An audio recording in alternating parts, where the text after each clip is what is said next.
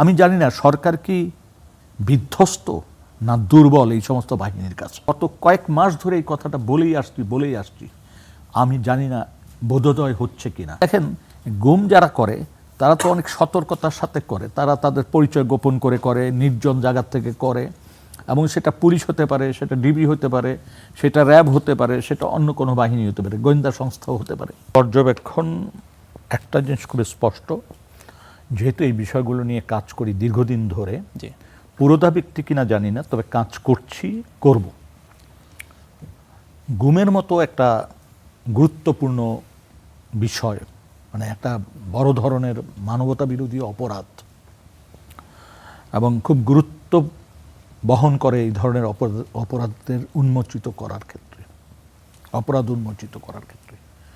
এবং দেখেন, এই বিষয়ে সবাই, আমরা মানবাধিকার কর্মীর অধিকাংশই মনে করি যে আইনটি প্রস্তাব আকারে গিয়েছিল আমরা মন্ত্রিপরিষদ থেকে, এবং তার আগেই যখন প্রস্তাব করা হয়েছে আমরা বারবার কয়েকটা জায়গায় কয়েকটা পয়েন্টের উপর আপত্তি জানিয়েছিলাম।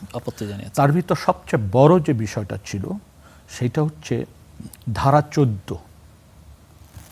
সেখানে বলা হয়েছিল, প্রথম হচ্ছে লাগাতার যে গুমের ঘটনাগুলি ঘটে, যে সেটা তো মানবতা বিরোধী অপরাধ, সেটা আইসিটিতে যাবে, এটা ঠিক আছে, কিন্তু এই যে বিচ্ছিন্ন বিক্ষিপ্তভাবে যে একটা দুটো করে ঘটনা ঘটে, সেই ঘটনাগুলোর তদন্ত কার্যক্রম আমরা বলেছিলাম এটা মানবাধিকার কমিশনের আওতায় করার কথা। এই কারণে বলেছিলাম যে তখন প্রস্তাব ছিল যে পুলিশ এই বিষয়ে তদন্ত করবে।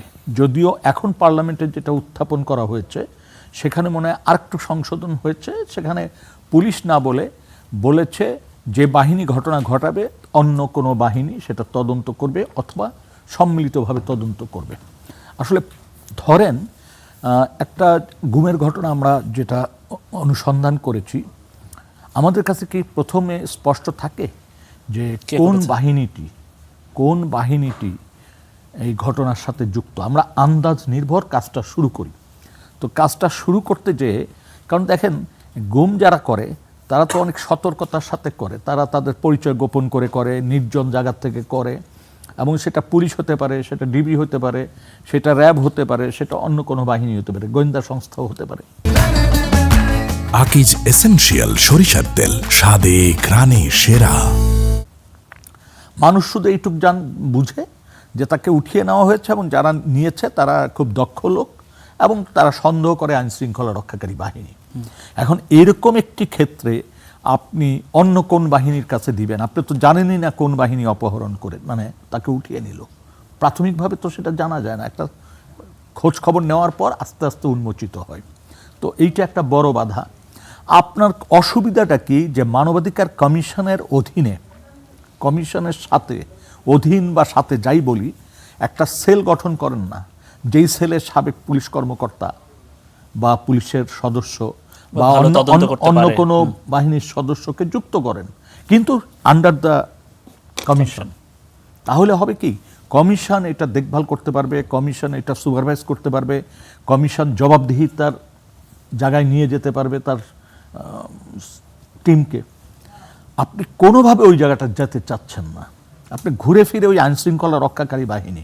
আমি জানি না সরকার কি বিধ্বস্ত না দুর্বল এই সমস্ত বাহিনীর কাছে। আমার আজকে এই পার্লামেন্টে যেহেতু উত্থাপিত হয়ে গেছে, সর্বশেষ যে অবস্থা দেখেছি, গত কয়েক মাস ধরে এই কথাটা বলেই আসছি। আমি জানি না বোধোদয় হচ্ছে কিনা। এখন প্রশ্ন করতে পারেন যে পুলিশের বাইরে কেউ কি তদন্ত করার যোগ্যতা রাখে? আরে ভাই, বাংলাদেশে এ পর্যন্ত গুম বা ক্রসফায়ারের যে ঘটনাগুলি ঘটেছে সেগুলির প্রাথমিক অনুসন্ধান উন্মোচন হয় মিডিয়া করেছে, নয় মানবাধিকার সংগঠন করেছে, না হলে সাধারণ মানুষ প্রশ্ন তুলে সেখানে বের করেছে। আইনশৃঙ্খলা রক্ষাকারী বাহিনী শুরুতে তো কোনো কাজ করতে পারেনি। 7 খুনের ব্যাপারে যদি বলেন, এই গুম এবং খুন নারায়ণগঞ্জে, সেটা উন্মোচিত করেছিল মিডিয়া, এবং মিডিয়া সহযোগিতা নিয়েছিল স্থানীয় জনগণের, মানবাধিকার কর্মীদের, বিভিন্নভাবে উন্মোচিত তো করলো মিডিয়া। আপনি ওইখানে বলেন যে তাদের দক্ষতা নাই, যাই হোক, দক্ষতা নাই ভালো কথা, তাহলে দক্ষ লোকজনকে সেখানে সন্নিবেশিত করো, একটা সেল গঠন করে সেটাই ঢুকাও, সেটাও করবা না, আবার বাহিনীর উপর